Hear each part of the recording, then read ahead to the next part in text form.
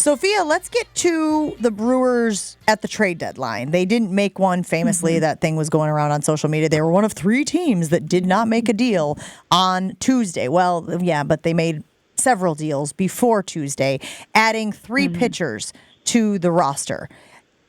Should these moves be seen as something that put them closer to a deep playoff run?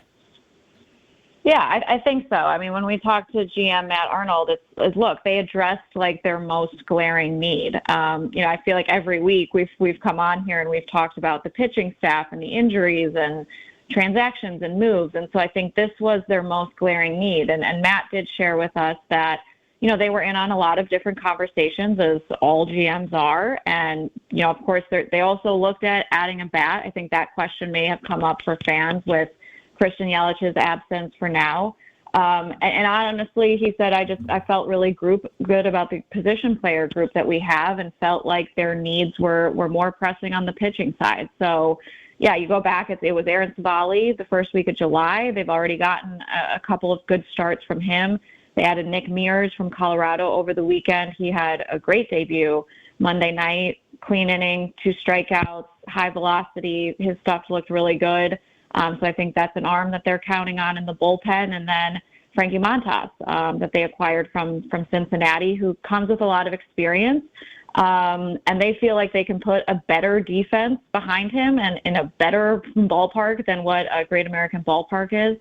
And that they can get improvement from him. So I think they feel good, and they feel like they got what they needed and checked the boxes that they needed to kind of bolster their pitching staff. Sophia, you ever see frustration in the Brewer players around the trade deadline, knowing that big market teams that are playing well can go out and get higher quality players because of the way baseball is structured from a revenue standpoint? You ever see guys like show frustration of like, this isn't really fair? Yeah, I mean, of course they talk about it, right? Like, MLB Network is on all day in the clubhouse. And so, we talk about some of the moves that the other teams are making. And I think, this year specifically, it was a very active trade deadline. But you saw really high prices, specifically for pitching, prospects, 3 or 4 prospects going for a pitcher, maybe 2.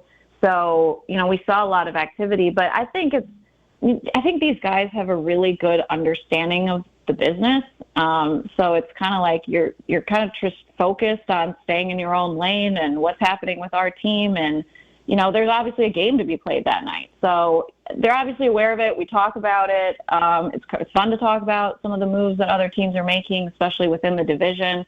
The Cardinals were active, the Pirates were active, the Cubs made some interesting moves kind of for their short term and for their future. So you're looking at kind of like how that changes the landscape for the rest of the way. But I think they have a really good understanding of just what the expectations are. And I think they also understand, like, hey, we've given ourselves a really good position here in the second half of the division lead that they have, and hopefully a chance to secure that division. So, yeah, I think it's fun to talk about this time of year.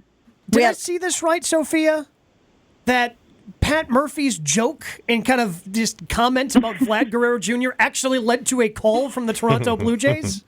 Yeah. That's what they said. And that was around when Christian got hurt. Yeah, in Chicago when Christian got hurt.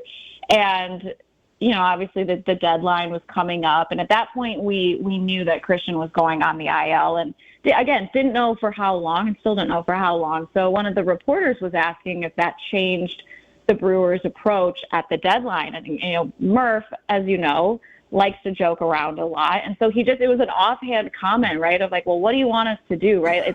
It's really hard to replace a player like Christian Yelich. Like, those players aren't readily available. And obviously there's a steep cost to that. So, I think poor Vladdy Jr. was just the name that Murph threw out. And I guess that got back to the Blue Jays. And again, these GMs, they have constant conversations around a lot of players.